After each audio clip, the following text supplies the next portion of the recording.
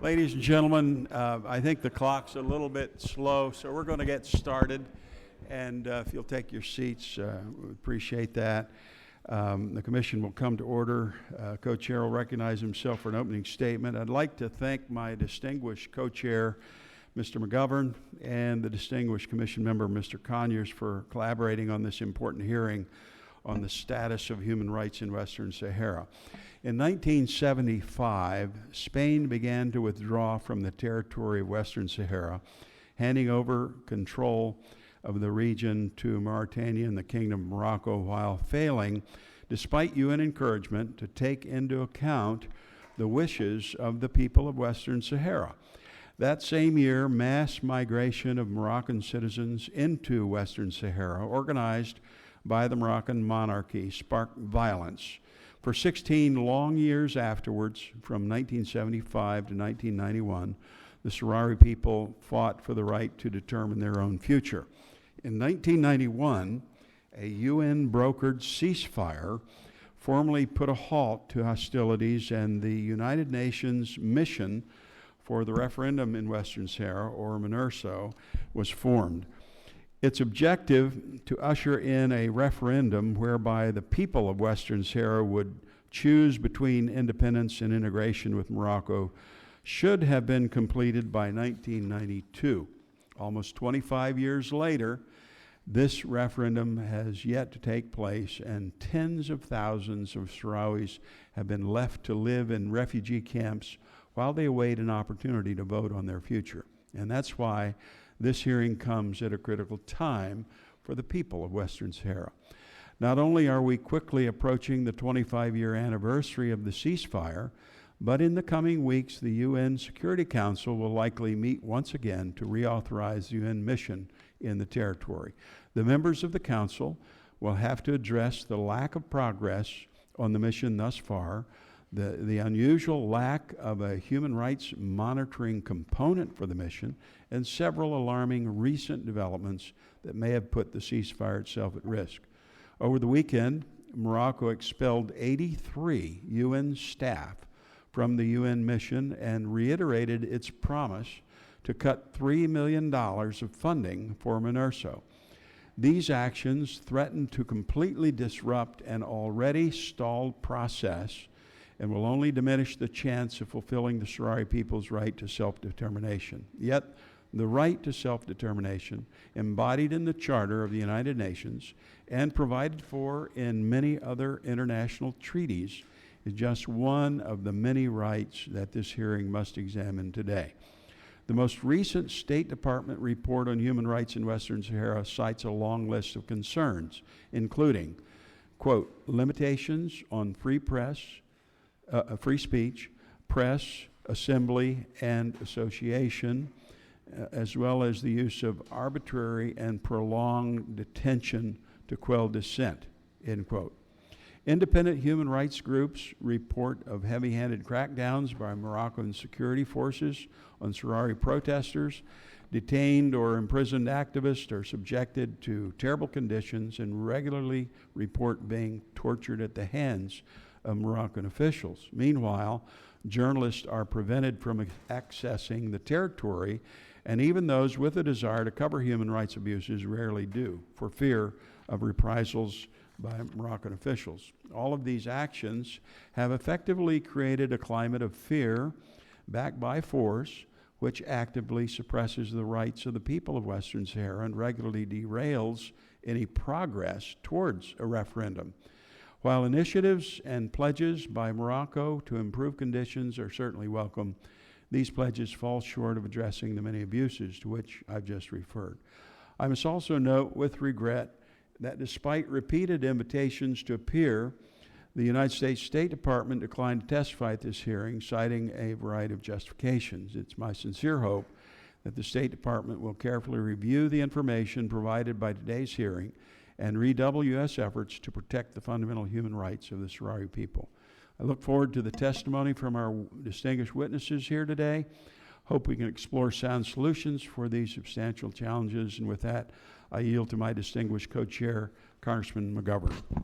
Thank you, Mr. Chairman, and I want to happy to join my esteemed colleague, the co-chair, of this commission, Joe Pitts, in welcoming everybody here today on this hearing to talk about the human rights situation in Western Sahara. Congressman Pitts has been a relentless champion for human rights on Western Sahara for more than 15 years, and I want to publicly recognize his commitment. I'm also pleased that one of my heroes, Congressman John Conyers, is here, and I appreciate him being part of this hearing. And finally, I want to welcome all the panelists and thank them for their efforts to advance human rights in Western Sahara and for sharing their insights today.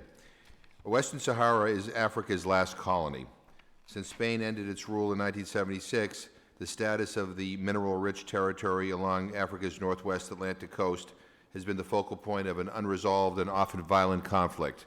In 1991, after a decade of fighting bordering Morocco and the Polisario Front, the nationalist independence movement that represents the indigenous Sahrawi people agreed to a UN-brokered ceasefire with the promise of a referendum that would determine the matter of sovereignty.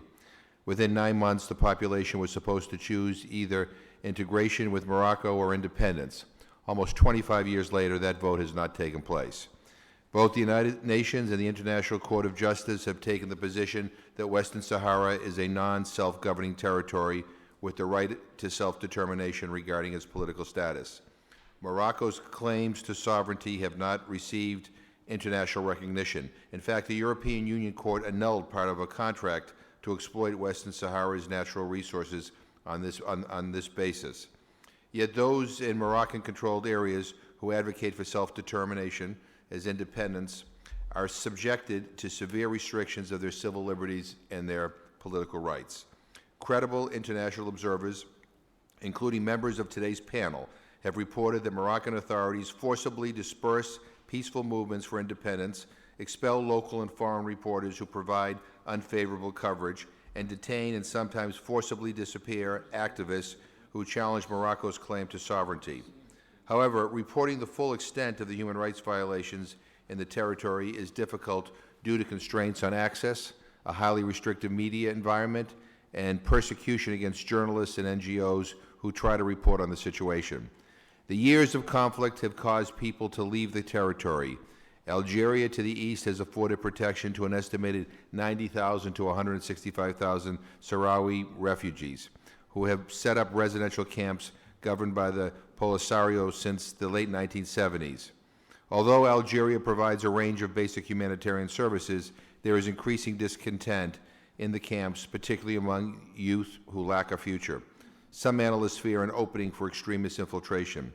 In view of these circumstances, I've joined Congressman Pitts and Congressman Conyers and others in the past in letters urging the U.S. government to press for the establishment of a permanent, neutral, international human rights monitoring and report body in Western Sahara and the refugee camps in Tindouf, Algeria.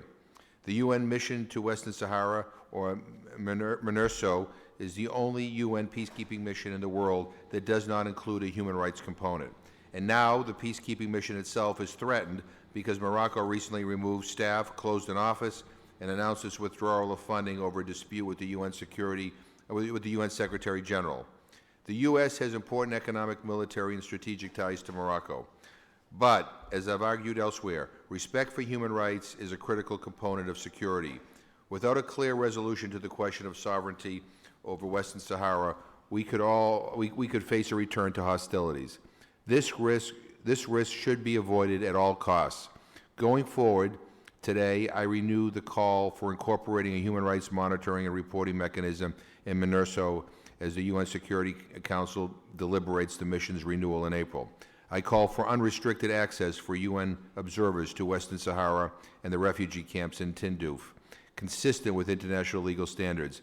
And I call all interested parties to immediately release political prisoners and cease politically motivated breaches of the rights to peaceful expression, association, and assembly.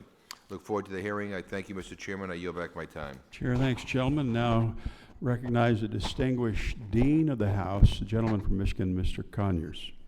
Thank you, Mr. Chairman. Chairman Pitts, Co-Chairman McGovern, I'm honored to sit between you both and signify that the importance of the hearing this morning with our 4 witnesses, especially the representative from the Kennedy Center for Human Rights, Carrie Kennedy, will all help throw more understanding and give us some direction as to how we may move toward a more peaceful resolution of this unique problem. I'm going to put my opening statement in the record, but observe these questions, a couple.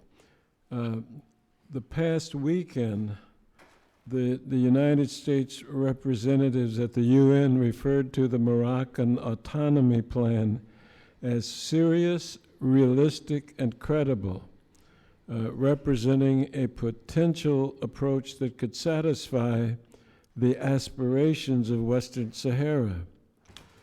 Given that this statement appears to dismiss the Polisario, how can we measure its merits and the longer-term position of American foreign policy? The other consideration that I will be looking at carefully and closely is that since the Baker initiatives in Western Sahara, the subject of human rights monitoring by MINURSO has been a central part of the conversation. Our country has twice made attempts in the Security Council toward this effort. What would be the impact of expanding MINURSO's role to cover human rights monitoring, and would it aid in a resolution to the conflict? And with that, Mr. Chairman, I thank you for allowing me to be here with you, and I yield back the balance of my time. Chair, thanks to the gentleman. That concludes the opening statements. As usual, the written opening statements, any other members will be made part of the record. I'd like to thank the witnesses for coming today, and at this time invite them to take their places at the witness table, and I will introduce them in the order of their presentation. So if you would please come forward. First, I'd like to introduce Ms. Carrie Kennedy, and this is the order of their presentation as well. Ms. Carrie Kennedy is president of Robert F. Kennedy Human Rights. For more than 30 years, Ms. Kennedy has devoted herself to the pursuit of equal justice, promotion and protection of basic rights, and the preservation of the rule of law, and she's worked on a range of issues, including children's rights, child labor, disappearances, indigenous land rights, judicial independence, freedom of expression, ethnic violence, impunity, and the environment. And she has concentrated specifically on women's rights, exposing injustices and educating audiences about women's issues, particularly honor killings, sexual slavery, domestic violence and workplace discrimination, sexual assault, abuse of prisoners, and more. She's the author of Speak Truth to Power, Human Rights Defenders Who Are Changing Our World. So welcome, Ms. Kennedy. And secondly, we have Mr. Eric Goldstein, Deputy Director of Human Rights Watch's Middle East and North Africa Division, is an expert on Tunisia, Algeria, Morocco, and Western Sahara. He's conducted research missions to these and other regions of the Middle East since the 1980s, writing numerous reports for Human Rights Watch and publishing articles in news media and academic journals, and he's taught courses on human rights at Princeton and Georgetown universities. Thirdly, Mr. Eric Hagen is the founder and a board member of the International Association Western Sahara Resource Watch, which focuses on the illegal exploitation of natural resources in the Western Sahara. It is an umbrella organization with NGO members in around 40 countries, and his specialty is the investigation of extractive industries in occupied Western Sahara and confronting the companies with the human rights implications of such big business practices. Mr. Hagen also works as director of the Norwegian Support Committee for Western Sahara, where he monitors human rights situation on the ground in the territory. And finally, Mr. Francesco Bastagli, who was Special Representative of the UN Secretary General for Western Sahara and head of MINURSO between August 2005, September 2006. Before then, Mr. Bastagli served for 3 years in the UN Interim Administration Mission in Kosovo with the rank of Assistant Secretary General responsible for civil administration. Between 1999 and 2002, he was UN Resident Coordinator in Iran. Prior to that appointment, Mr. Bastagli was Director of the UN Office on Drugs and Crime and later Chief of the Executive Mission of the UN Relief Agency for Palestine Refugees. In his long UN career, Mr. Bastagli has dealt with refugee assistance in Central America, international cooperation, and the peaceful use of nuclear energy, and other things. I will conclude with that. Thank you very much to the panelists for taking time and sharing your expertise with us. And at this point, Chair recognizes Ms. Carrie Kennedy for our opening statement. Thank you very much. Thank you, Co-Chairman McGovern and Pitts and Congressman Conyers, members of the Tom Lantos Human Rights Commission. Thank you for the opportunity to appear here today to testify about U.S. policy towards Western Sahara, especially given the grievous human rights abuses the Moroccan government uses to perpetuate colonialism in that troubled country. We commend you for holding this important hearing. It comes at a crucial time. Western Sahara is Africa's last colony. Next month marks 25 years since the United Nations established the UN mission for the referendum in Western Sahara, known as MINURSO, to prepare for a referendum so that the people of Western Sahara can choose between independence or integration with Morocco. Yet a quarter century later, the parties to the conflict and the international community, including the United States, have failed to reach a solution. In fact, we are witnessing a deepening political crisis as recently as this month. After visiting the Sahrawi refugee camps in Tindouf, Algeria, just a few weeks ago, Ban Ki-moon said he was, quote, very saddened to see so many refugees, and particularly young people who were born there. The children who were born at the beginning of this occupation are now 40 or 41 years old. So 40 years of a very difficult life, unquote. Responding to the Secretary General's expression of compassion, Morocco canceled $3 million of support from MINURSO and ordered 84 people, including almost all international civilian staff, expelled within 3 days. Such cynical overreaction by Morocco shows how far that regime is going to preserve its colonial grasp on Western Sahara. Meanwhile, after 25 years of obstructing the Sahrawis' right to self-determination, Morocco continues to commit habitual human rights abuses in Western Sahara. Along with Senator Patrick Leahy, we presented Aminatou Haidar of the Western Sahara-based Collective for Sahrawi Human Rights Defenders with the Robert F. Kennedy Human Rights Award in the United States Senate in 2008. In retaliation for her work, Aminatou has been arrested, beaten, and tortured by Moroccan authorities. After participating in a peaceful protest in 1987 when she was only 21 years old, Moroccan authorities disappeared Aminatou for 4 years, held her in solitary confinement, and blindfolded for the entire time of that 4 years in a secret prison without charge or trial, and subjected her to threats, beatings, and torture. They repeatedly forced a chemical-soaked cloth into her mouth and shocked her with electric units. Aminatou continued her peaceful advocacy for basic rights. When in 2009, Aminatou refused to declare her nationality as Moroccan, Morocco illegally prevented her from returning to her homeland. After a 32-day hunger strike, international outcry, and diplomatic intervention, Morocco finally relented. On June 17, 2005, during a nonviolent demonstration, Moroccan officials broke 3 of her ribs and detained her for 7 months. Attacks continued in 2009, 2012, 2014, and 2015. Unsatisfied with attacks on Aminatou herself, they have turned to her children. For instance, the vice governor of the region cornered her 13-year-old son and threatened him, telling him, "Tell your mother I will rape you until you squeal like a pig." Aminatu's experience is far from unique. Summary executions and forced disappearances, torture, arbitrary arrests, and suppression of the rights to free expression, assembly, and association, and freedom of movement are endemic.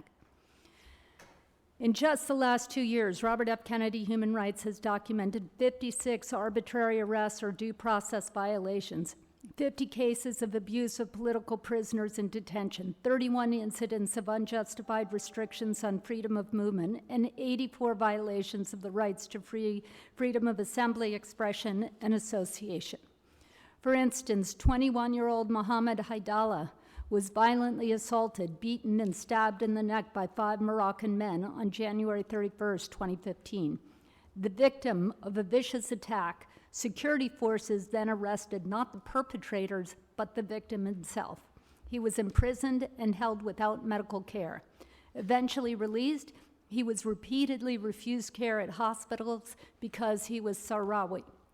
After dying from his wounds, his body was confiscated by Moroccan police and buried at an unknown site despite family protests. Political prisoner Abdelbagi Alian and Tahaha in solitary confinement for nearly a week for protesting prison conditions died from reported torture and a lack of medical attention on January 27th last year. Morocco also drastically restricts Sahrawis' economic, social, and cultural rights. Last October, a UN committee raised serious concerns about the rights of Sahrawis to access their land and resources, to return to their land as refugees, to have access to healthcare and education, and to enjoy their cultural life. Sahrawis are underrepresented in almost every labor sector. Sahrawi students are neglected, insulted, and sometimes beaten by teachers and administrators, especially for speaking their local dialect. Women in Western Sahara face additional challenges in pursuing education and employment. Leading a delegation to Western Sahara in 2012, I personally saw a police officer and 3 other men, identified as state agents, attack a woman who was peacefully protesting. Security personnel tried blocking us from witnessing the beating, attempted to grab our camera, and physically assaulted a member of our delegation. Members of our delegation followed the woman to the hospital where they photographed her bloodied, swollen, and bruised face. Later that evening, hospital workers were visited by security personnel and fired for allowing our team admittance. The following day, the official newspaper preposterously reported that the woman had harmed her own face when she tripped walking down the street. When we showed the photographs we had taken of the attack to the highest-ranking Moroccan official in Western Sahara, he responded, quote, "Photographs can lie," unquote. We witnessed the abuse, reported it to authorities, and were met with denials, attacks on our character, and obstructionism. We were followed and harassed everywhere we went. This is the reality faced by the Sahrawi people every single day. That is why it is so important to have an independent monitoring mechanism presided over by the United Nations, so local people have somewhere to go with the abuses they suffer. In face of pervasive human rights abuses in Western Sahara, Morocco places a chokehold on information about violations. Local reporters find it almost impossible to cover Western Sahara for fear of official retaliation. Morocco routinely blocks foreign journalists from traveling there. Civil society advocates try to disseminate information with limited access to funding and capacity, little outside support, and numerous restrictions from Morocco. Meanwhile, Morocco attacks the character of its critics and attempts to silence dissent. Morocco spent $3.1 million on lobbying and public relations in the United States during 2014 alone. These are only the official numbers. A woman claiming to represent the kingdom approached one of our board members and suggested they would make a sizable contribution to our organization if only we would step down from our work on Western Sahara. Who knows how often such tactics are actually successful? Despite a dearth of information plaguing the human rights community and repeated calls by Sahrawi and international civil society organizations, MINURSO is shamefully the only UN peacekeeping mission established in 37 years that still operates with no mandate to monitor human rights. The recent high water mark for U.S. foreign policy toward Western Sahara came in April 2013, when then United Nations Ambassador Susan Rice circulated a draft of a Security Council resolution to provide MINURSO with a human rights mandate. The proposal never got a vote after intense pressure from Morocco and its allies. Unfortunately, for the last 2 years, the United States has backed Security Council resolutions that do nothing more than extend the current deficient mandate of MINURSO. The U.S. position on self-determination is also exceedingly weak. Amid diplomatic tensions of recent weeks, a U.S. government spokesman alleged via Twitter that, quote, "We consider Morocco autonomy plan serious, realistic, credible. It represents a potential approach that could satisfy the aspirations of Western Sahara," unquote. Inexplicably, Morocco's so-called autonomy initiative would block the Sahrawis' right to vote for independence, limiting their choices to regional autonomy under continuing Moroccan control and the status quo of oppressive occupation. Morocco's plan ensures the Sahrawi people will remain effectively colonized. It violates international human rights law. It flies in the face of determinations by the International Court of Justice, the African Union, the UN General Assembly, and the UN Secretary General in his calls for parties to return to negotiations without preconditions. In contrast, we are convinced it is the United States' best interest to support full human rights in Western Sahara, including the right to self-determination. Accordingly, we recommend the United States resume support for human rights monitoring mandate during MINURSO's reauthorization next month before the Security Council. Make clear we are willing to allocate funding to replace funds for MINURSO that were slashed by Morocco so the mission can continue operations. Play an effective role in negotiations to achieve a political solution that fully respects the Sahrawi people's right to self-determination. Raise concerns about human rights violations during U.S.-Morocco strategic dialogue and through other diplomatic interactions with Morocco, and provide direct support and funding for civil society in Western Sahara responding to human rights abuses on the ground.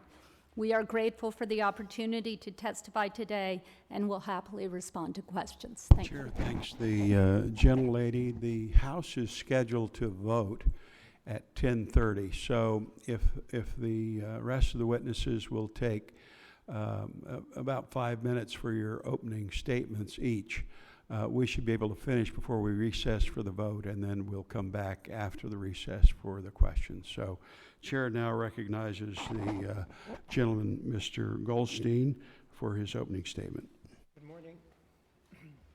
Good morning, and thank you, co-chairs Pitts and McGovern and Congressman Conyers and the Commission for organizing this hearing and for inviting us to participate. I have submitted a longer version of my remarks that will be available online. Morocco is engaged in a process of reform with implications for human rights.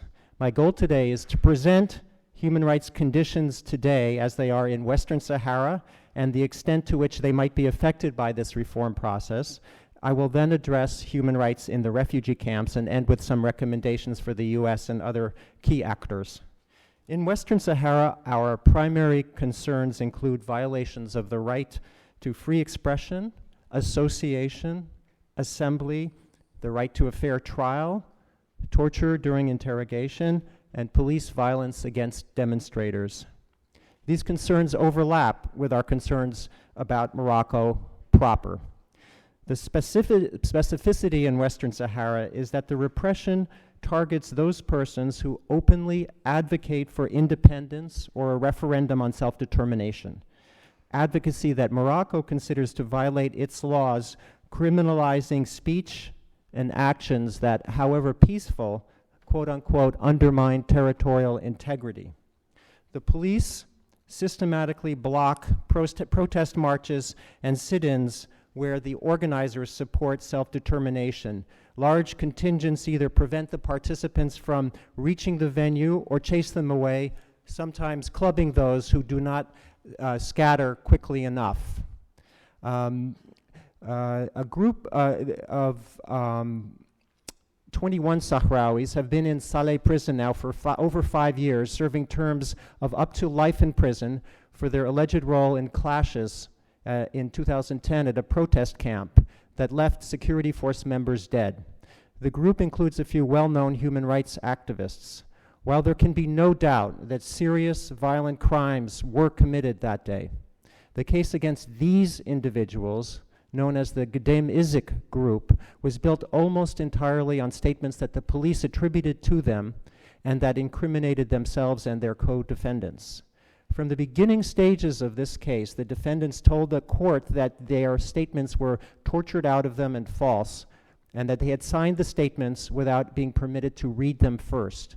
Despite these complaints, the court did little, if anything, to examine these claims, as often happens when Moroccan courts judge cases with political overtones, both in the Sahara and in Morocco proper. The evidence justifying a guilty verdict consists of contested statements by the defendants that the court readily admits into evidence without examining if they are the result of torture, inhumane treatment, or fabrication. To what extent does Morocco permit independent human rights monitoring in Western Sahara? The picture is mixed. They reject enlarging the mandate of MINURSO, as my colleague mentioned, they have, since 2015, not allowed either Human Rights Watch or Amnesty International to conduct research on the ground in either Morocco or Western Sahara. And since 2014, it has also denied entry to or expelled from Western Sahara scores of Europeans who came as individuals or in delegations wishing to observe and report on conditions. While local Sahrawi groups face some restrictions, both they and many social media activists are still able to collect and circulate a good deal of information, including video. Morocco does not, to our knowledge, block internet access or websites, and has generally been cooperative with UN human rights special mechanisms on their very infrequent visits both to Morocco and Western Sahara. On the reform process, there have been a number of reforms implemented or gotten underway since the Constitution was changed in 2011. They have ended the jurisdiction of military courts over civilian defendants and have drafted a press law that would sharply reduce the number of speech offenses for which journalists can be imprisoned. These advances have been accompanied by the continuing persecution of critics, the repression of peaceful demonstrations, and restrictions on leading domestic human rights organizations that call into doubt the overall commitment to reform. The positive steps that I mentioned above they should be welcomed and encouraged, but they could improve human rights in the Western Sahara as well, since Morocco applies its laws throughout that territory. And in 2015, Morocco legalized for the first time a highly critical Sahrawi human rights organization, a step we applauded and we hope will lead to the legal recognition for all peaceful rights groups, whatever their focus. The reforms that would be transformative, however, for human rights in Western Sahara remain distant at best. First, that would be the decriminalization of, quote, harming territorial integrity, so people could advocate whatever solution they want to the conflict. And second, overhauling the judiciary so that it becomes independent and discards evidence that has been extracted through illegal coercive means. I'm going to talk briefly about human rights also in the Tindouf refugee camps. Monitoring condition in these camps is difficult, not because the Polisario Front places obstacles in the way of our visits, but because the camps are very isolated and there are few local sources that monitor human rights conditions independently. We published a major report in 2014, and we found there that while the Polisario monopolizes political discourse, it appears to tolerate refugees criticizing and publicly protesting its management of day-to-day affairs. We did document a case from 2010 of a political detention of somebody who supported Morocco's plan for autonomy. It was a 2-month-long detention. Since then, we have not documented other politically motivated cases of detention in the camps. We do not believe that the Polisario Front pursues a policy of preventing refugees from leaving the camps if they so wish, including to go to Mauritania or to resettle in Moroccan-controlled Western Sahara. We have learned of isolated cases of illegal confinement by families that the Polisario Front has allowed to continue, belying its claim to be a regional leader on the status of women. We are aware of at least 2 ongoing cases and possibly a third of adult women born in the camps who later established residency in Spain, legal residency. Returning on visits to the camps, these women have been prevented by their families for over 2 years from returning to Spain, and the Polisario Front has proven either unwilling or unable to end these situations, preferring to seek a solution within the family that has been just too long in coming. I'm going to conclude with my recommendations. From the foregoing, it is clear that stepped up, independent, and regular monitoring of human rights is needed. Both Morocco and the Polisario are sensitive to their international images, and both have told us repeatedly that on human rights, quote, "we have nothing to hide." Given the often exaggerated accusations that each makes against the other, both should welcome having a source of credible and unbiased reporting.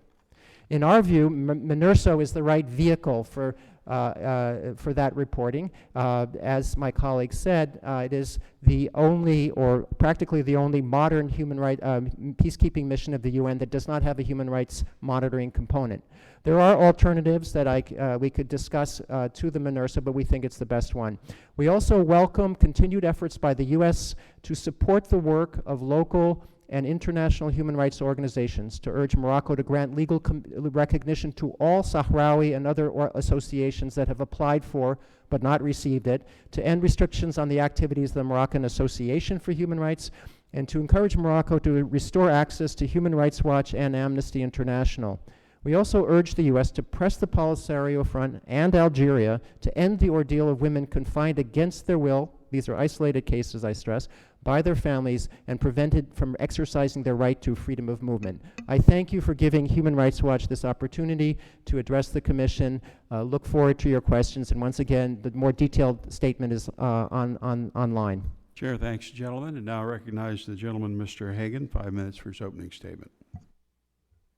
Okay, thank you, Co-Chairman. Thank you, the Commission, for allowing us to speak before you. We're a non-self-governing or non-governmental organization. We have a main concern in our research of the companies and foreign governments involved in the exploitation of resources in Western Sahara.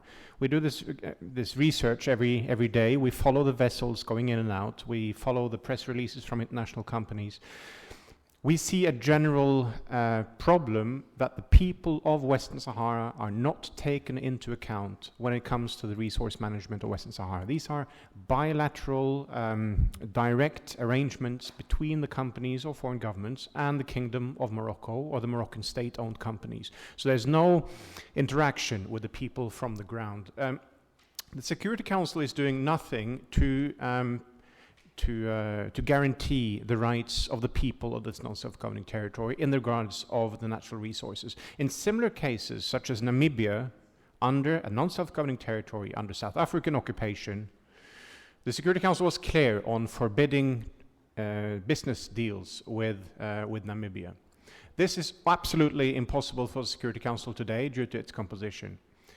What we do have, we have one single sort of statement from the UN bodies, which has analyzed the specifically the legality of the resource exploitation. That was the 2002 legal opinion by the UN Secretariat for the Security Council. It concludes if the wishes and the interests of the people of the territory are not taken into account, any further exploitation will be illegal. So it has to take into account the wishes, and that derives from the right to self-determination. The right to manage your own resources is comes first, and then the wishes aspect of that follows afterwards. So this UN legal opinion contains so many different aspects in its argumentation. It's a 5-page long document. It's very complex in that it has many different arguments. And if you are a company or a government wanting to find UN legitimacy over doing dealings in Western Sahara, you can just select another aspect, another paragraph from that 5-page opinion. You don't have to go to the conclusion. So the UN document we're facing with is a very complex document with a very clear conclusion. So that's a problem we have, and also the Sahrawis have. In 2015, the UN treaty body, which assesses the state's respect of the Covenant on Economic, Social, Cultural Rights, concluded that any further exploration or any resource management in Western Sahara has to take into account the free, prior, informed consent of the people. So there's another key UN document from the autumn of 2015. The different states, so how do we actually take into account the wishes? Now, different states and bodies use different approaches to that. The European Union is divided in two. There are states who say we cannot introduce goods from Western Sahara under the EU agreements with Morocco because that would violate international law. That is the same approach as the United States. So Northern Europe talks about international law, Southern Europe talks about their own benefits. And the European Union is divided, and they have gone for what we call the French position, which is very pro-Moroccan, and that was what found illegal by the European Court of Justice recently. So the EU is divided on it. The United States position, excluding Western Sahara goods, is brilliant. We see that in a few other countries. The Moroccan exploitation of resources in Western Sahara, we see it as problematic in terms of political situation, that it legitimizes the occupation, it funds the occupation, and non-renewable resources are taken out from the territory, and they will not benefit to the people of Western Sahara, of which half live as refugees. So these goods are lost. When it comes to the wishes, as I said, the companies are not doing anything to ascertain whether the people want it. There is no political infrastructure in Western Sahara through which companies or governments can consult, even if they wanted. So there's a exile government, Polisario, which can be consulted, but they don't do. But even if they wanted to consult the people in the occupied territories, there is not a political infrastructure they can use. They can only use a political infrastructure introduced by the Moroccan government. There's no independent structure to use. This has a consequence for the US position in terms of Western Sahara. If money ever is supposed to be given to the Moroccan government in any sort of context, they cannot be used in Western Sahara, taken into account the wishes. There is no possibility for that. Finally, just very quickly, I know I've spoken too long.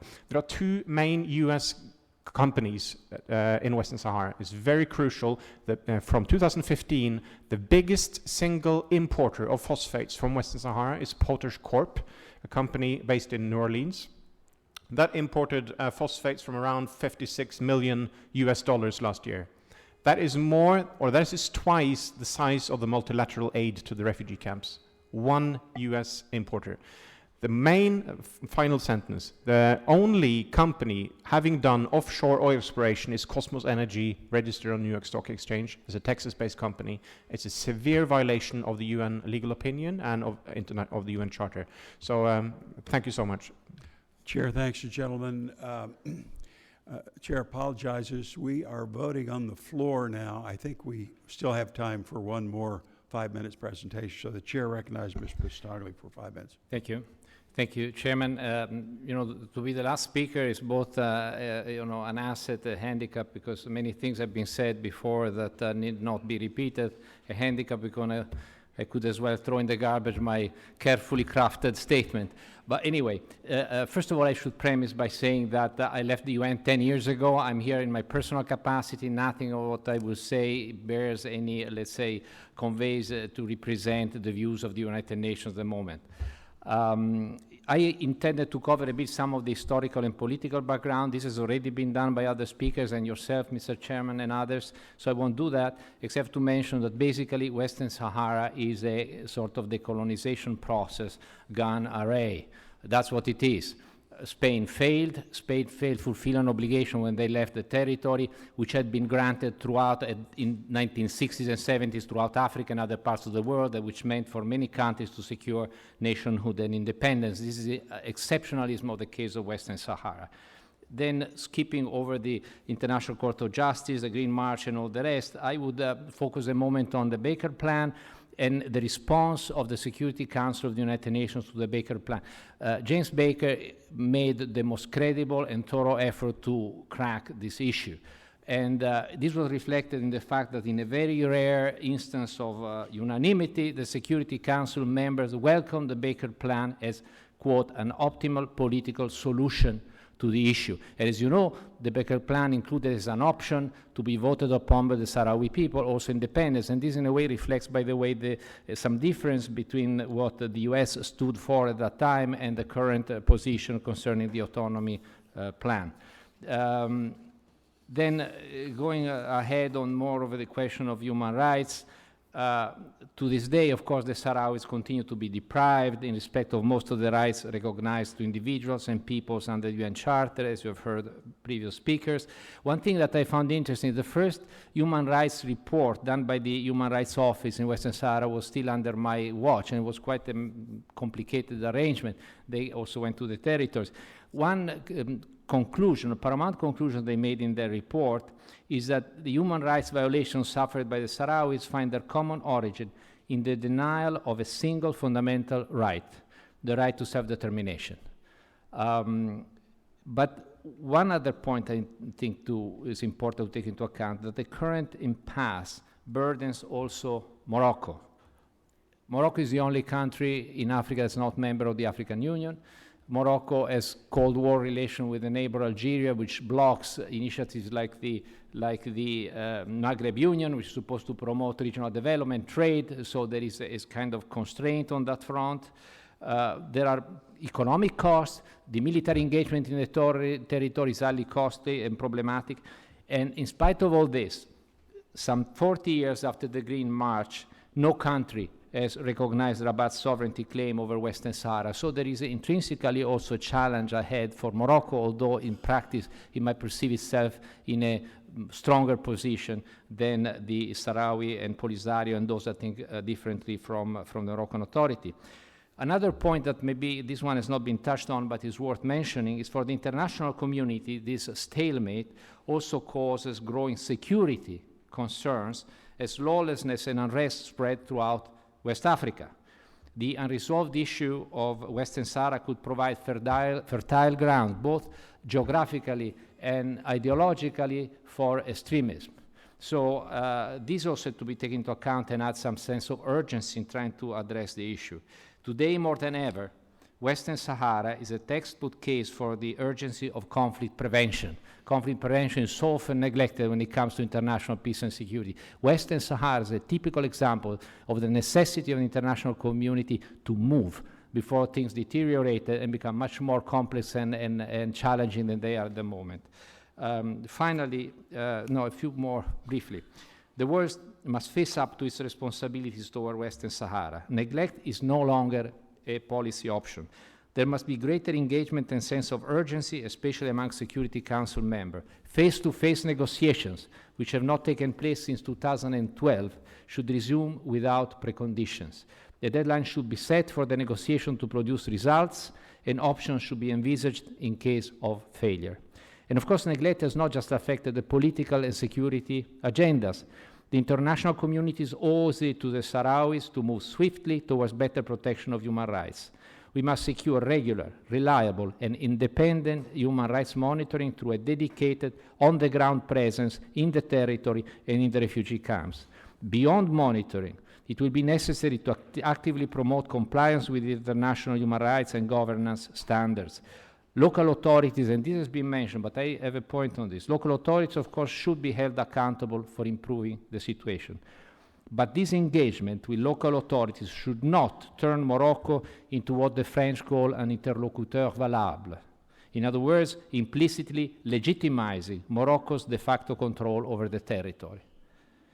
Under the circumstances, overall responsibility to ensure the protection of human rights must continue to rest with the United Nations. It can't and shouldn't be simply subcontracted to others. Whether it's MINURSO or other options, there are, in my view, possibly other options, but it should rest with the international community through the UN. Mr. Chairman, the Western Sahara debate has become arcane and repetitious. At the United Nations, Sahrawis are a faceless people. Little is reporting to United Nations bodies on the actual circumstances of their lives, their civil and political liberties, their access to justice, their health and education. Filling the gap will not just help protect the rights of the people of Western Sahara. It would also add substance and vigor to the urgent search for a political resolution of this long-standing injustice. Thank you. Chair, thanks, gentlemen. Excellent, excellent testimony. As I said, we are voting on the floor. We have 3 votes, so we'll be back shortly and take up the questions for our panelists. So without objection, the hearing stands in recess until after the vote's on the floor.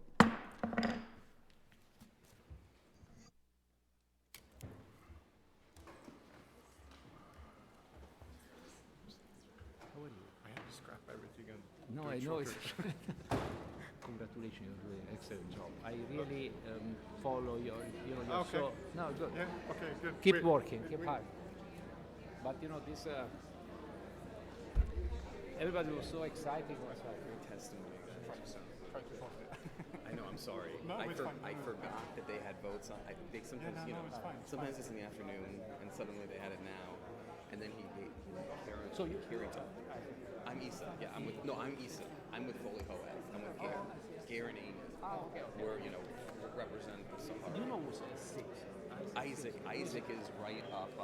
That's The one with the beard? That's Isaac. The one on the beard. Yeah, that's the bearded Isaac. one. And then I don't. You may be able to go up there, but they don't usually let people. But no, and they suddenly cut it so short. Yeah, I didn't expect. They said you have 5 minutes for 3 people. I said no way. So it's good that they waited a little. But you had a great testimony. So you can't join us for dinner. You're already flying out tonight, No, right? I'm flying at So you just came in for 2 days, basically. Yeah, no, I was in New York. That's why I okay. could manage. Oh, good. I good. wanted to be able to come from Italy on account of the cost. Yeah. Then I found some kind of facilitator, so I took a train and I'm flying out back to Italy from Washington. That's very. Thanks for coming. It's good to see you. Do you know Polisario took over a local company Yeah. there 10, 15 years ago and took over the contract. They have been every year issuing new statements on Western Sahara. She's right there. The first ones were lies. There was some quoting lies from the government of the Sahara argumentation, and then it has been rectified mistake by mistake. And now they have a sort of coherent statement on their website on Western Sahara, but it's just it's Polish court money. But it's absolutely.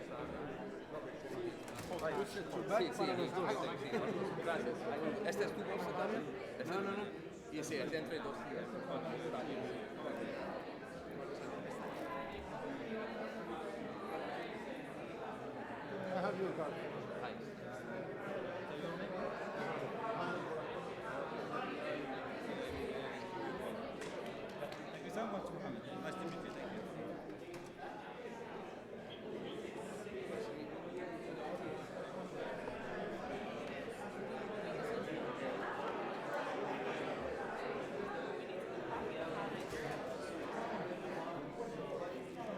Tax-free bag.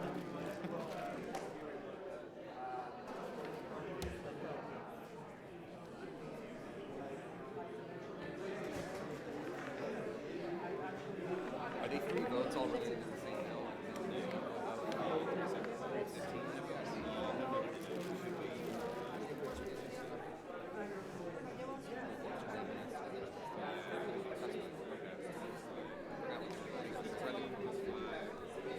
Okay. I forgot that they were running this.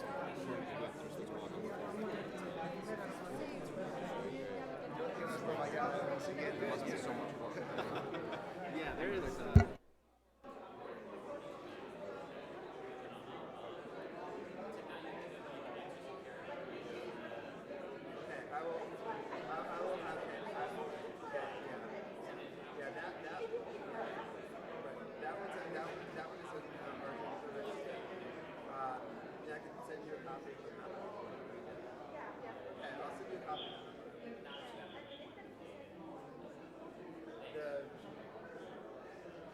The subject since they are picking up drawing money.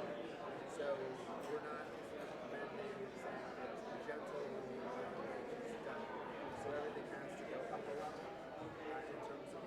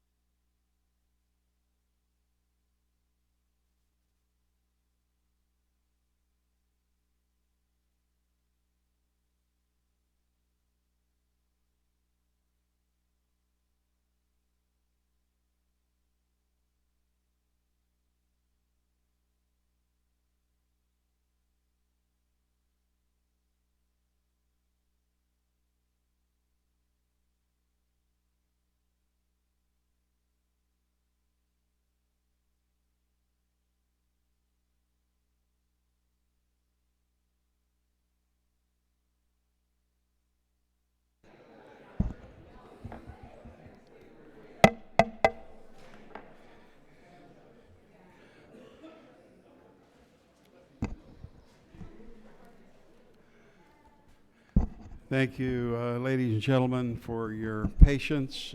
Votes on the floor are over, so we'll reconvene our hearing, and I will begin questioning and recognize myself for that purpose. Ms. Kennedy, we'll begin with you. What steps can and should be taken by the United States and the United Nations to hold Morocco accountable for its human rights abuses and failure to adhere to the dispute resolution process as mandated by MNURSO? Well, thank you very much for that question. I think the number one thing is, as you're saying, to hold them responsible. What Morocco did here is analogous to what Russia did in Ukraine, or what Saddam Hussein did in Kuwait. And we cannot let this go without consequences. And we have to hold Morocco accountable for their invasion of this country and also for their ongoing human rights abuses.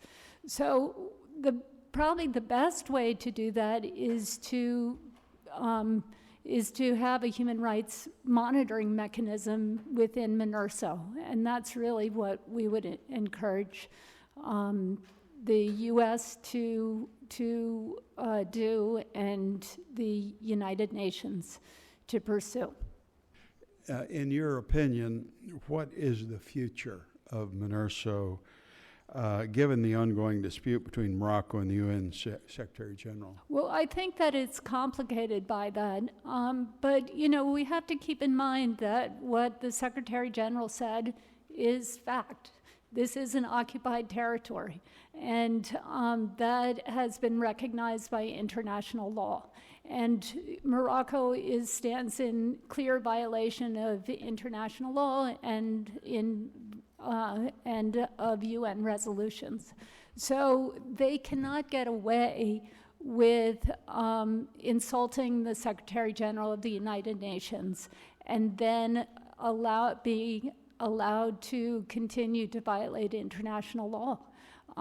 So I think what we have to do is hold them accountable for their actions. What, in your opinion, would be the pros and cons of including human rights monitoring in MNURSO's mandate, which, the Polisarios call for, but Morocco rejects? Well, I think that, first of all, the violations in Western Sahara are endemic. They are, as we've discussed earlier, forced disappearances, torture, targeting people for free expression, failing to allow organizations to register, any kind of criticism at all of the Moroccans is put down.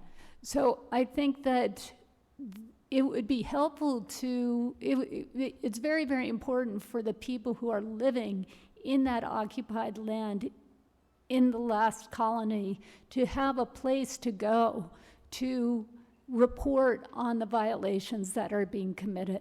So that's why we need this very, very badly.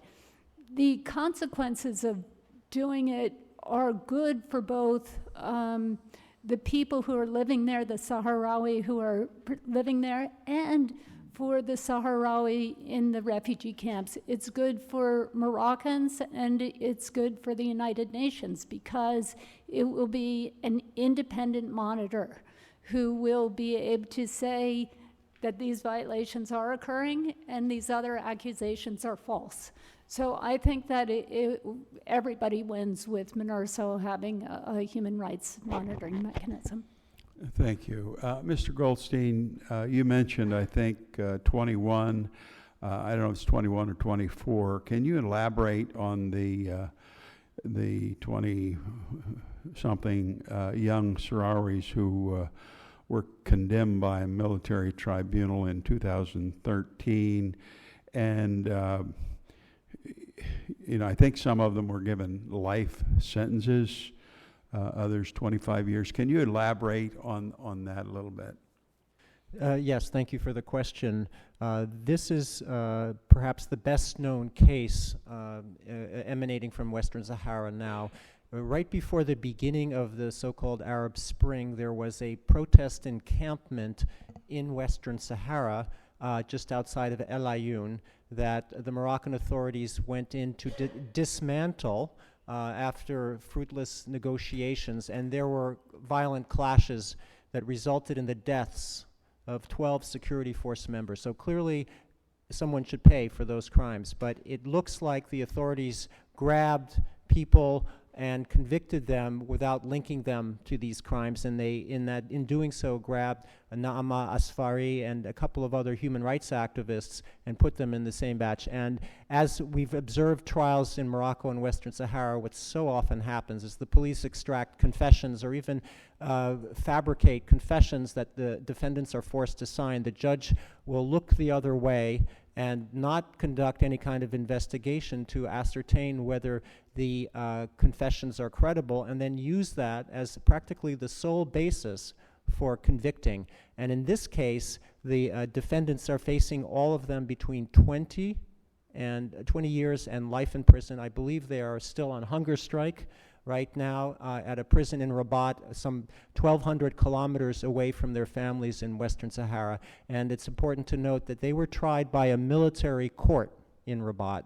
Morocco, as I mentioned, has ended military trials of civilians since, but they have not benefited retroactively from that reform. And so they are not entitled to an appeals trial on the facts in their case. Thank you. Can you tell us what position has the African Union taken on Western Sahara? And how could the African Union, its role in the African region, support a solution to the dispute between Morocco and the Polisario? I'm not an expert on, do you want to answer that, Francesco? Because you probably have more on that. Go ahead, yes. Thank you. As you know, of course, African Union was instrumental to the, back then, on the agreement, on the ceasefire agreement, was very active in the first round of discussions over Western Sahara. Then they took second seats to the UN Security Council, but institutionally, of course, the African Union is a location where the Sahrawi Arab Democratic Republic and so on has been recognized as a sole representative of the Sahrawi or Western Sahara. This led to the exit of Morocco from the Union and so on. So the Union is very much, as a whole, supportive of the Sahrawi cause, and this has been stated even recently. Recently, they became a bit more active under the current presidency. Ms. Zuma's from South Africa. They appointed, which was not the case until recently, a special envoy, Mr. Chisano, who's a former, Prime Minister of Mozambique. So they become more active again, but of course, their line is very much pushing for the self-determination, for the potential of independence. In fact, the African Union recently adopted a resolution requesting the UN General Assembly to set a date for the referendum. So this is the line. But undoubtedly, this is an African issue. This is a continent where many countries have the experience of decolonization and so on, so their views should be very much determining or influencing the process. But of course, relations with Morocco continue to be extremely problematic. Maybe I could continue with you, Mr. Rastaghi. What are the prospects for a mutually accepted political settlement of the Western Sahara dispute? At the moment, they are not that good. There is a stalemate, and there is a need for, I think, key actors, especially in the Security Council, to become much more engaged. I mean, if you leave it to the two sides, the positions are so entrenched. As you know, currently, as you may know, currently the line of the personal envoy, Ambassador Christopher Ross, is trying to resume negotiations which had been stalled since 2012. Mostly because of Rabat disinclination to engage. And he would like to see negotiation resume without precondition, meaning that Morocco would not insist a priori on the exclusion of independence, and the Sahrawi would not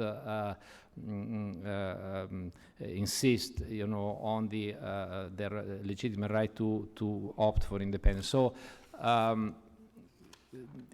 the first upfront would be to urge the resumption of these negotiations, support the effort of Christopher Ross, which frankly, the recent reiteration of US support for the autonomy proposal doesn't help much, because at the time when the personal envoy of the Secretary General is urging negotiation without precondition, of course, Morocco can feel strengthened by the support of a key actor as the United States. But be it as it may, I think this is the only game in town so far. I think, however, that more pressure should be put on Morocco to engage, because normally, Morocco has a stronger position politically in the Security Council, has very strong supporters throughout, and therefore is disinclined to engage in a serious manner. So the perspective at the moment don't look very promising, but I think if stronger context is created around it, including on the question of autonomy, because frankly, there are very understandable perplexities, to say the least, on the Sahrawi side over this option, but for many reasons that are quite valid. As a minimum, Morocco should do much more to present something that might even tempt the Sahrawis to consider renouncing their inalienable rights, the strength of their legal position and so on. But that has not happened either. And I think that even the US, that is praising this option of autonomy, should do a lot more to make it a bit more palatable. At the moment, it's just all the perplexity that exists, not just in among the Sahrawis, but the many countries that support the Sahrawi cause are not really even addressed in this proposal, as far as I know it. How would you, and any of you can comment on this, evaluate the efforts to date of the UN Secretary General's personal envoy on the Western Sahara, Chris Ross? How would you evaluate that? Well, he's confronting a very, as I say, sclerotic circumstance. This latest angle he's been trying, after so many other options, is the one I mentioned. Now it's a matter of see if Morocco is willing to engage on that in that way, with this negotiation without precondition. As I say, some indications recently are not very encouraging. By the way, including the very mild response of the Security Council in the recent developments when Morocco, as you mentioned, cut the contribution and asked for the removal of personnel. The Council reacted in a very, very mild manner. All these signals to Morocco don't encourage it to engage. It rather feels rather covered and a degree of impunity on its actions. So Morocco has the idea, and many have, that time plays in its favor. Status quo is to the advantage of Morocco. So you have really to find a way to motivate Morocco in a way that could be, you cannot expect the Security Council to sanction or do anything, but bilaterally, I think much more pressure can be brought to bear to convince Morocco to be a bit more forward in this process. Mr. Hagan, in 2002, the UN Secretary General for Legal Affairs determined that mineral resource activities in a non-self-governing territory like Western Sahara by an administrating power would only be compatible with international law if exploration and extraction activities are done for the benefit of the people of the territory on their behalf or in consultation with their representatives. My question is there any evidence that the extraction of resources, most notably phosphates, by Moroccan state-owned enterprises are being done for the benefit of the native peoples? Is it being done on their behalf? Is it done in consultation with representatives of their people? Before I answer the question, let me just look at the question first. Okay. It falls in the trap of the very multifaceted legal opinion. First of all, Hans Corell, the legal advisor to the UN, says Morocco is not the administering power of Western Sahara. It said Morocco was never given that, Spain was not in a position to give away the colonial power, so to say, or the administrative power to Morocco. So it makes this briefing as by analogy. What had happened if Morocco had been administering power? Then what would have been the obligations? If they had been administering power, then any obligations which a colonial power had at that time would be even stronger in the case of Morocco, because they're not. So it has to be seen in that light. The second is that the conclusion goes to the wishes and interests.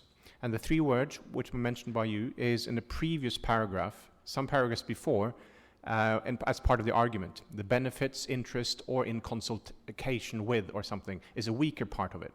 And some of the companies and some of the governments tend to use prior paragraphs. So what is important for us is to go right to the wishes. In what regard is this done in not only or after consultation with? They have the right to free, prior, informed consent. Consent is not the same as consultation. And it's consent, which is mentioned by the UN treaty body last year. They have the right to consent. They are the ones who are supposed to manage it. It's not enough to ask them and they say something and then you do it anyway. So when it comes to the consent part, I choose to respond to consent, which was not part of the question. That is not being done neither with the exile government or the resistance movement, the liberation movement. There's no line of communication with them from the companies or the government, and there is no credible seeking of consent from the people on the ground.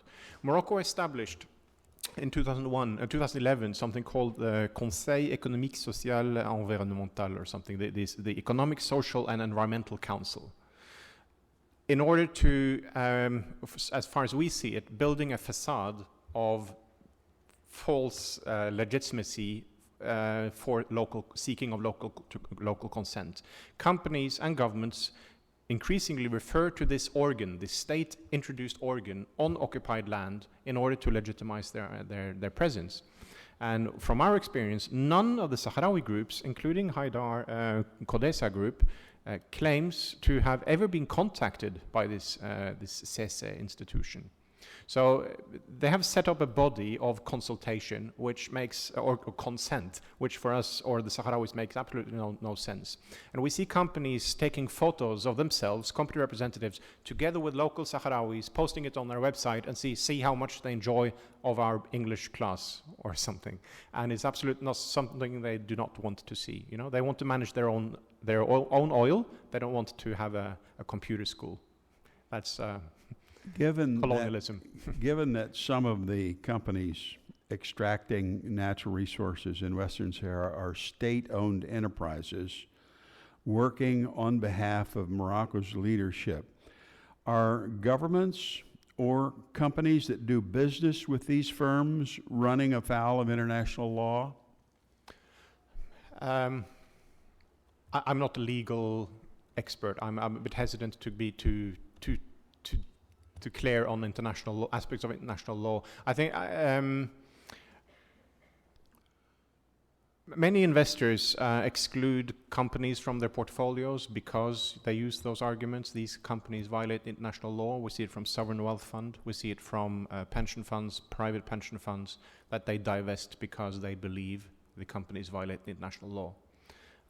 Maybe someone else want to reply to that. A very short question, a comment on the African Union position, Yes. Which is a comment also to American corporations. The African Union says, in the Peace and Security Council of the African Union, the highest organ, they say, we do not want in our countries any company working in Western Sahara. So it means if an American company works in Western Sahara, they will not be very much invited to do businesses in other African states. Now that's a very strong position and should also be taken note of by the U.S. Business sector, which is a very strong position from the African Union. Thank you. And let me one more question for you. In December of 2015, the Court of Justice of the European Union ruled in favor of the Polisario front regarding EU tariffs toward Morocco, and it found that goods produced in the Western Sahara should not be subject to the same favorable tariff agreement that Morocco has with the EU. At the time of its enactment, the territory of Western Sahara and the exports and imports that belong to it were not included in the U.S.-Morocco Free Trade Agreement. So my question is, how detrimental would the incorporation of Western Sahara into these free trade agreements be to securing Western Sahara's right to self-determination?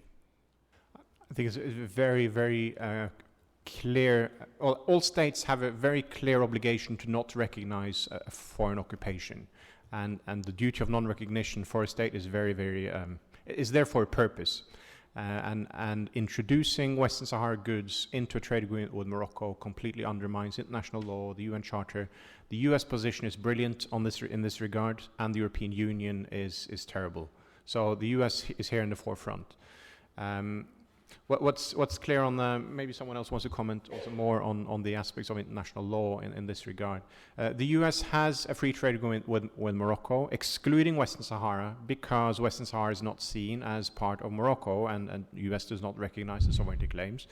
That does not provide, that does of course not prevent companies in the US from importing goods from Western Sahara. The only thing that this means, that the delimitation of the free trade agreement, is that you cannot grant tariff reduction, preferential tariffs, duties, lower duties, to goods from Western Sahara under that agreement. So it means the company cannot claim, okay, I want a lower tariff because it's from Morocco, because it's not from Morocco. So that's why US today is one of the very biggest, or the biggest, last year, the biggest importer of phosphates from occupied Western Sahara, while at the same time the US has this very clear delimitation. That is because it has nothing to do with a boycott or anything. So just a clarification on that, there's some misunderstandings. Excellent. For all of you, it's been observed that international investor interest in the territory has increased in recent years, and my question is, if more natural resources in Western Sahara are discovered, do you believe it would intensify the terms of the conflict over the sovereignty of this territory? Who would like to, Mr. Goldstein, you want to try that, or anyone? Very, very briefly from me first. When we are looking at other conflicts internationally, we're afraid of the consequences of oil findings for the deterioration of a conflict, increased security personnel, etc. So therefore, we are very scared about the development of oil exploration in Western Sahara. We are very pessimistic, or we are very negative. Our association is very negative to the increased presence of companies in Western Sahara, especially on the oil. Yeah.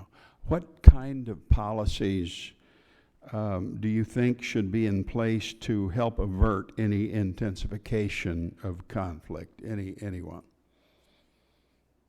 What kind of policies should be in place to avert intensification of conflict?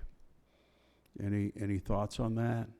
Well, yeah, I think number one, we need a policy where the U.S. clearly supports a human rights monitoring mechanism within MINURSA. That should be our first stance. And just to respond to your previous question, right now the maintenance of all those troops in Western Sahara and all the security forces in Western Sahara is extremely costly to Morocco. And Morocco is doing it anyway. If they were to discover oil or economic resources within Morocco, within Western Sahara, the obvious conclusion is that it would increase their desire to hold on to that territory and to the stranglehold they now have on Western Sahara. Mr. Goldstein?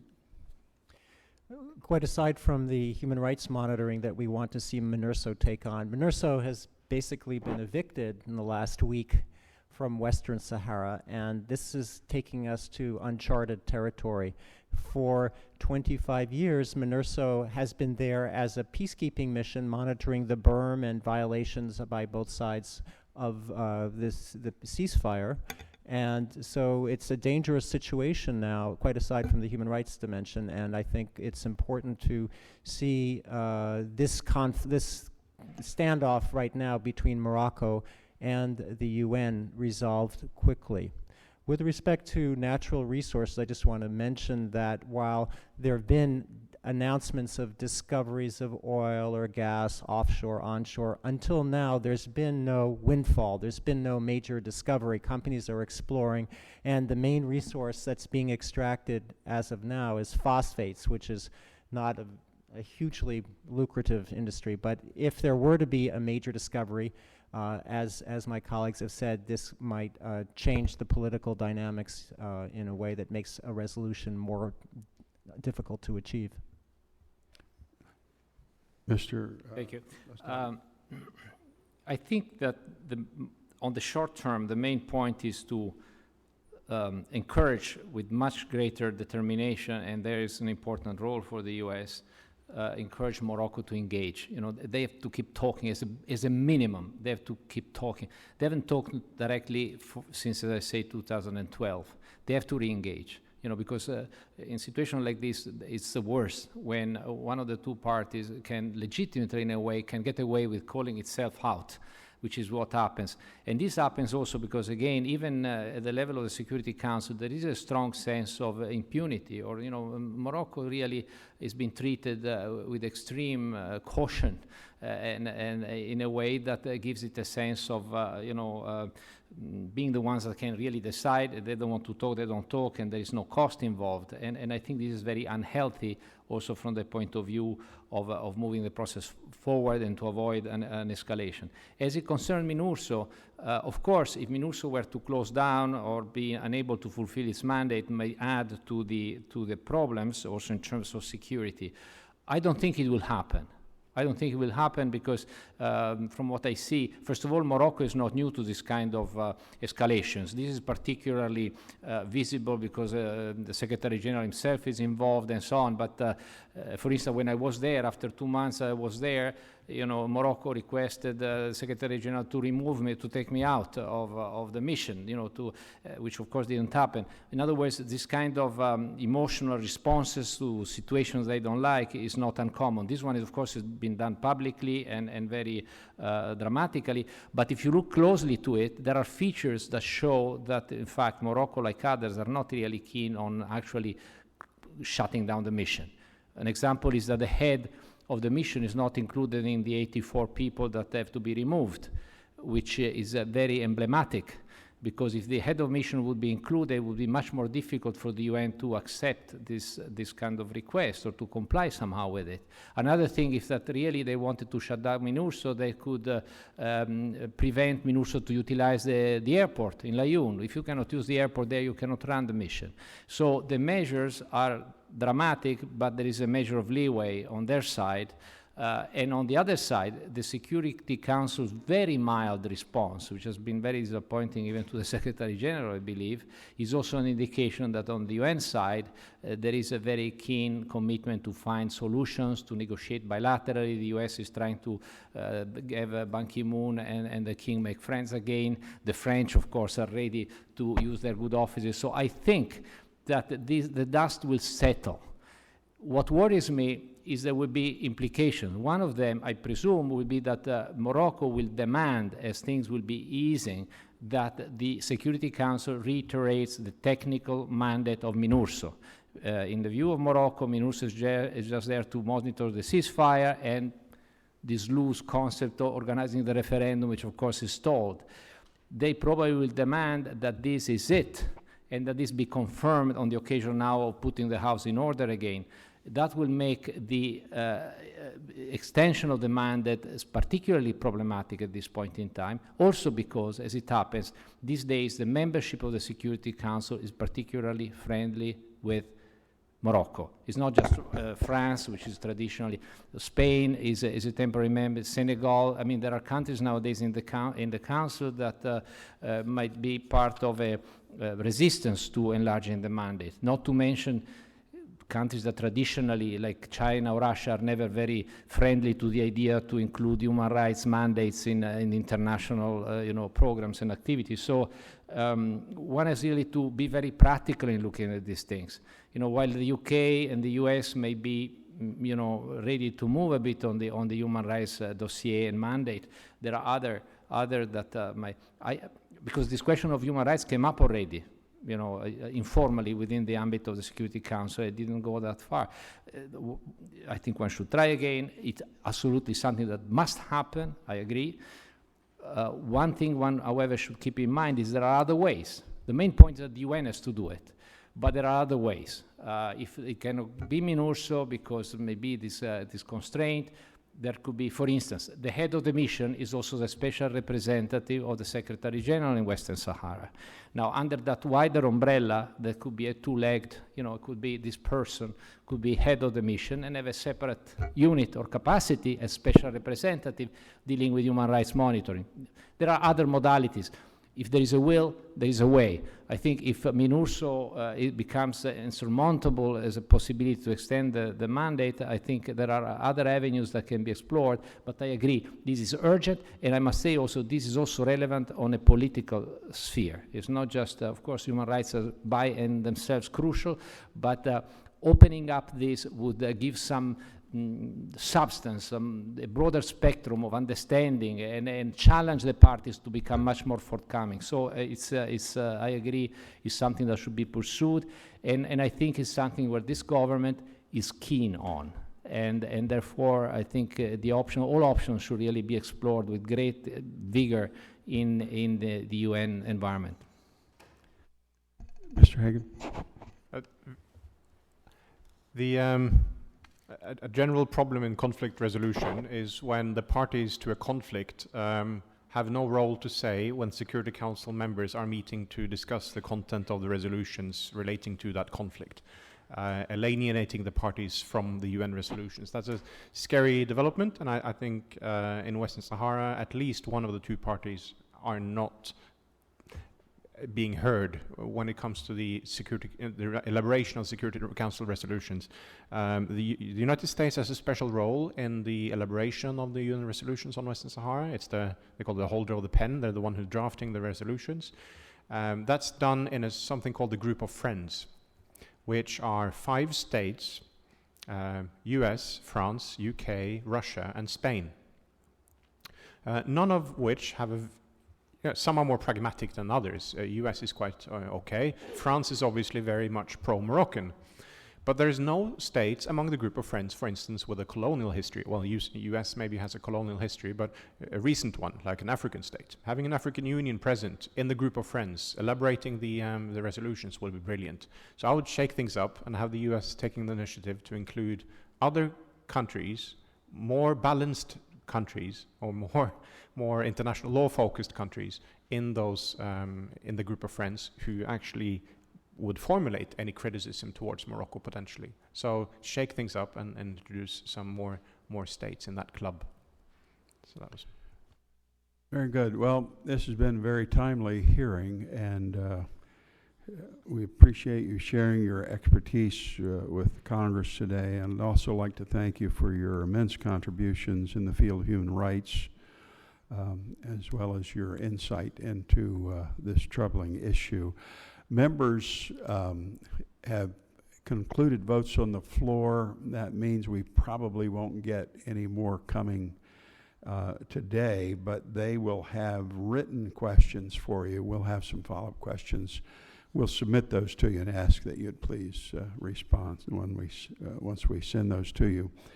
In conclusion, for far too long, the world has looked the other way while the people of Western Sahara languish in conditions few of us could imagine. And this forgotten conflict, as some have called it, should remind all of us that the right of a people to determine the course of their own future is not a given. Too many governments and regimes across the globe continue to try to suppress this right out of their own self-interest or desire for building, empire. 70 years after the UN Charter made it clear that the right to self-determination was essential to global peace and security, much work remains to be done.